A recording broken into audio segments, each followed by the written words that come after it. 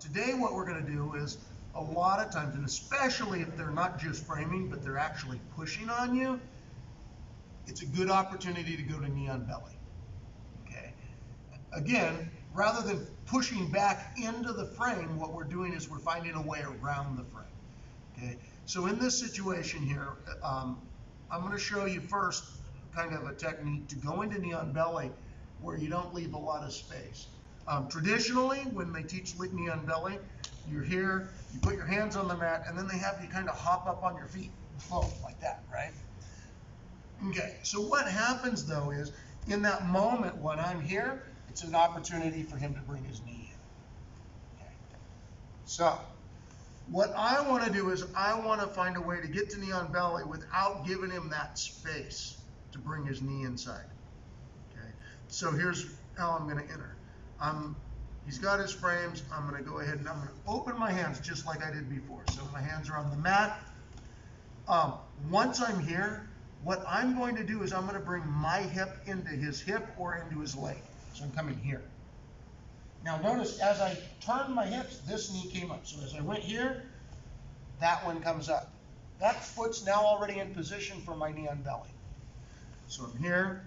I'm going hip into him. So hands open.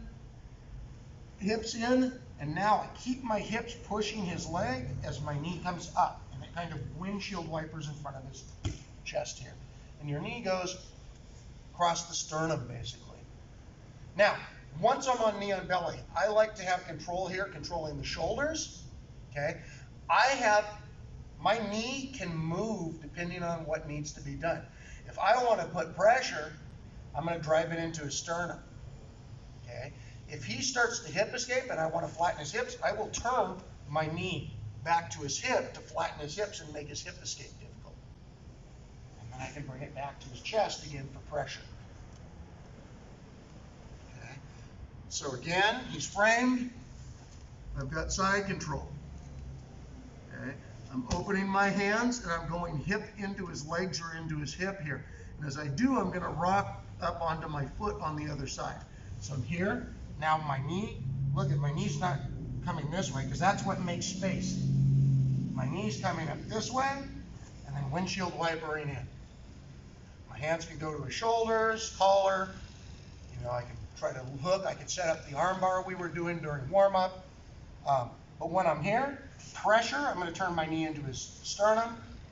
If I just want to pressure him here, if he starts to hip escape, I want to turn my knee out to flatten his hips whenever I need to.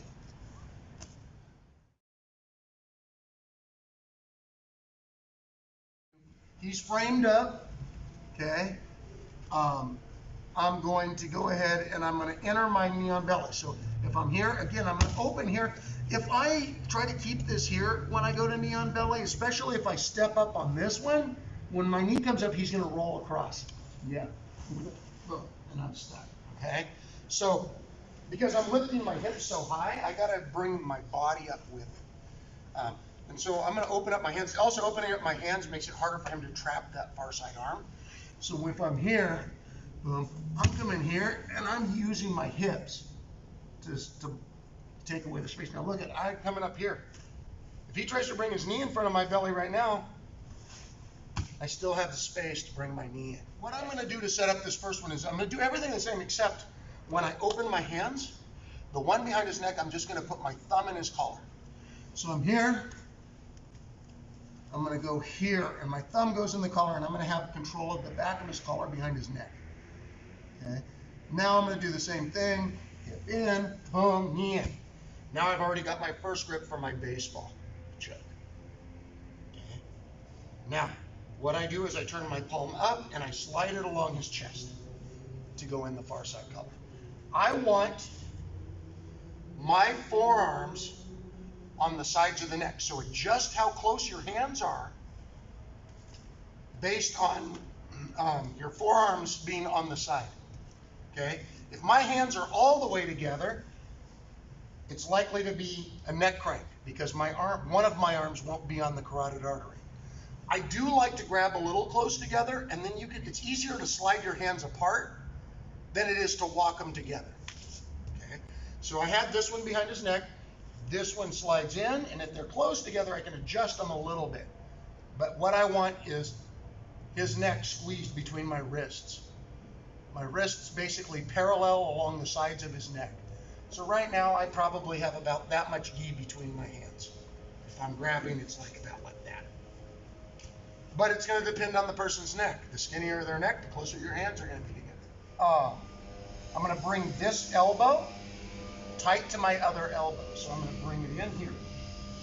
Now look it, I'm going to try to drop this elbow to the mat over his shoulder if I can.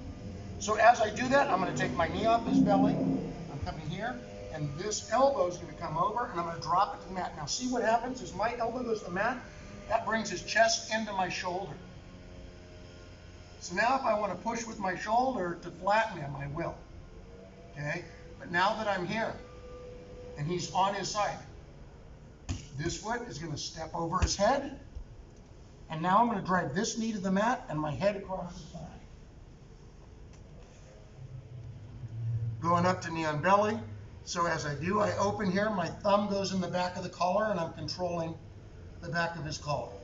I'm driving my hips into his, and I'm bringing my knee up to knee on belly.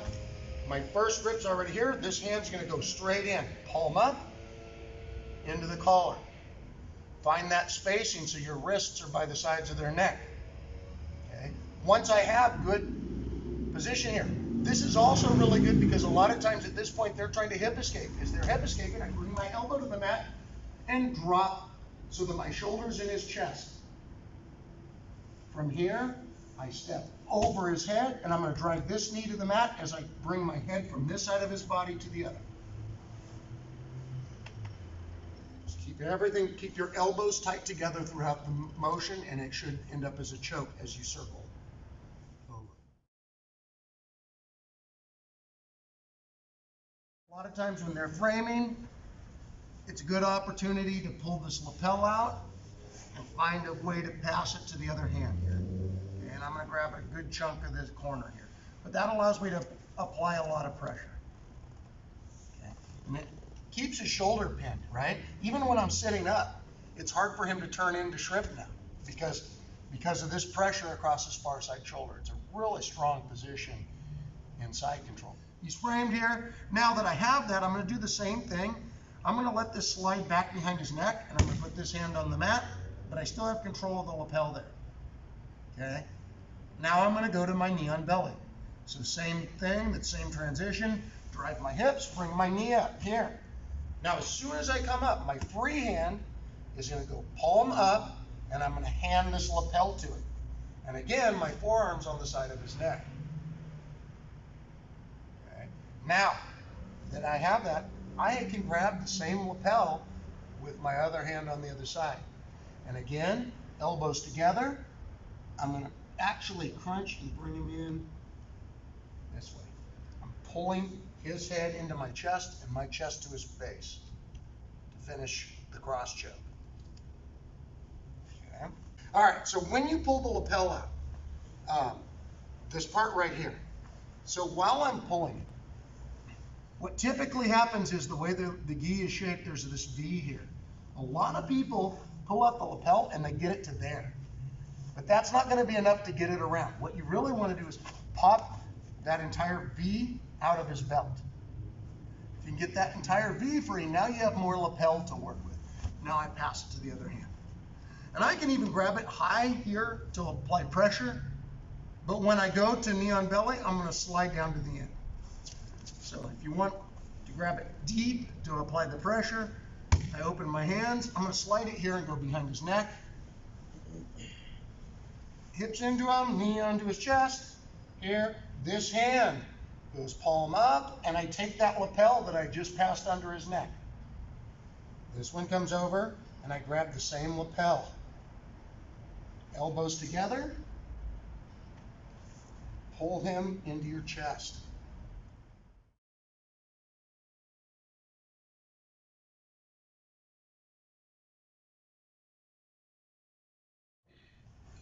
Dion has his frames in, and I have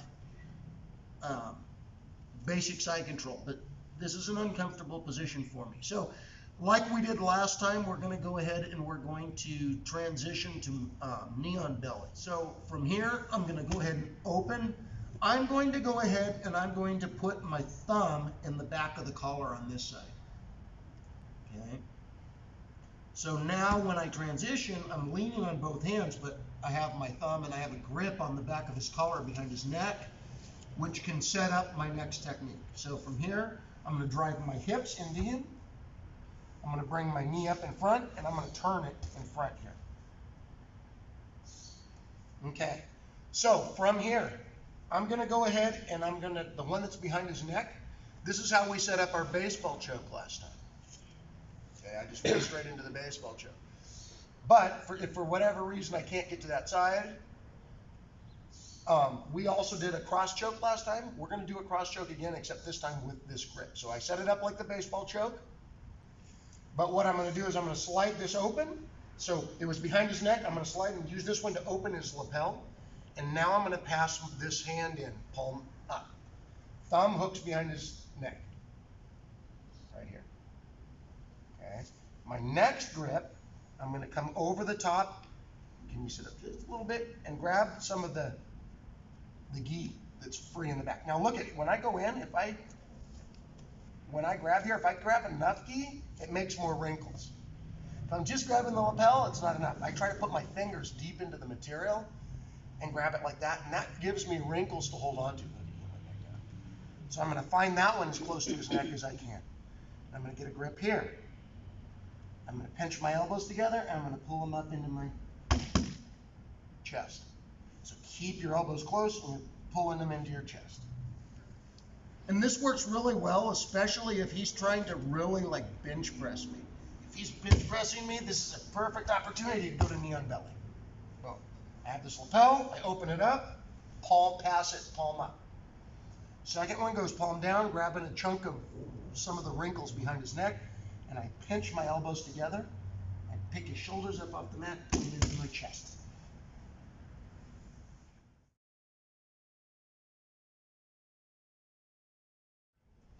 I'm going to go ahead and pull this lapel out. And again, this little V, see how it's, the back part is still stuck in his belt?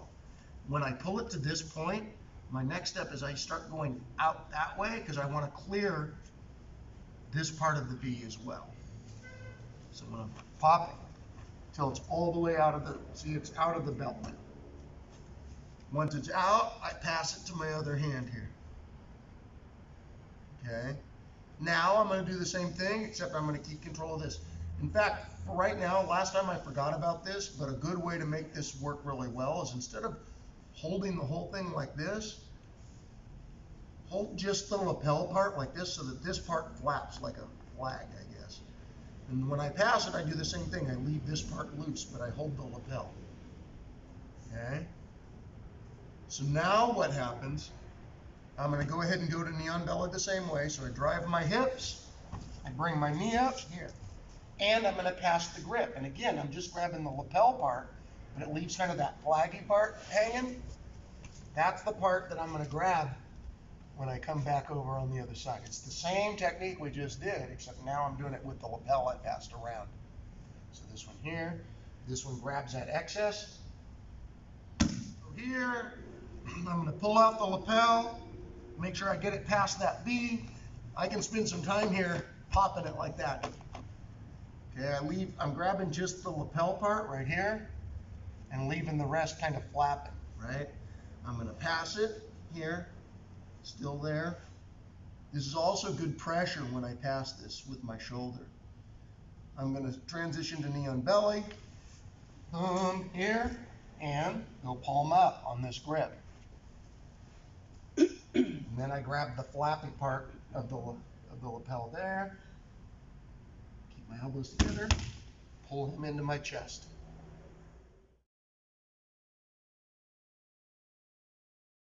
I'm here. I'm going to clear this lapel, and I'm going to pass it, right? Okay, I'm going to go to knee on belly. I Estimas and kneed him in the elbow. That hurt. Okay, I'm going to set this up. So as soon as I have this, I'm going to pass this over. Okay, now as I pass this over, he knows what's coming. So he a lot of times will he'll try to defend it. A lot of times by bringing this arm over or under. If he goes under, it doesn't stop the choke. So he has to bring it over. If he goes over, I'm just going to push his elbow even deeper, and I'm going to put my chest on top of it. Now I hug under his head, and I drop my weight on his chest. So we're here. Lapels out. This is tight. Okay, I'm going to knee on belly. I pass the grip, and well, he wouldn't defend it that way until I pass the grip. But a lot of times he'll be trying to grab here, right? If he grabs with this hand, go ahead and stop like he was doing, I still got the choke. So he's going to be trying to pull this arm away from his neck, right? And as he does that, I'm going to go to this elbow. I'm going to pull and get my chest on top. Now I drop. Hug his, and I drop my weight. Pull up, just drop your chest on the back of their elbow. So I pulled it loose, pass it across. Knee on belly, pass this one.